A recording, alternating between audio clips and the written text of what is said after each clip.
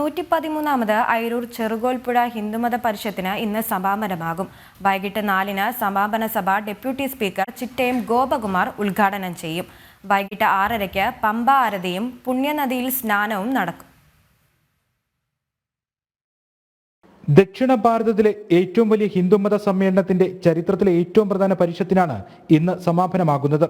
RSS Sarsanghchalak doctor Mohan Bhagwat പങ്കെടുത്തത് ഇത്തവണത്തെ പരിഷത്തിനെ സവിശേഷ പ്രാധാന്യമുള്ളതാക്കി. സർസംഘചാലക് പങ്കെടുത്ത ഹിന്ദു ഏകതാ സമ്മേളനത്തിൽ 100,000-ഓളം പേരാണ് പങ്കെടുത്തത്. ഹിന്ദു ഐക്യത്തിന് ശക്തമായ ആഹ്വാനം നൽകിയ സർസംഘചാലകിന്റെ വാക്കുകൾ ഹൈന്ദവ സമൂഹത്തിന് പുതിയ ദിശാബോധം നൽകുന്നതായിരുന്നു.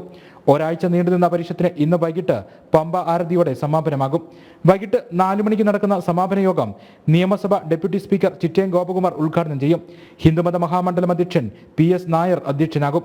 ജർമ്മനി യോഗവിദ്യ ആശ്രമ മഠാധിപതി സ്വാമി സുഖദേവ് ജി ബ്രൈറ്റ്സ് ചടങ്ങിൽ വിശിഷ്ടാതിഥിയാകും. വൈകിട്ട് 6:30-ക്ക് ദക്ഷിണഗംഗ പമ്പാ നദിയിൽ ആരതിയും നദീപൂജയും പുണ്യനദി പമ്പയിൽ സ്നാനവും നടക്കും. ജനം, പത്തനംതിട്ട.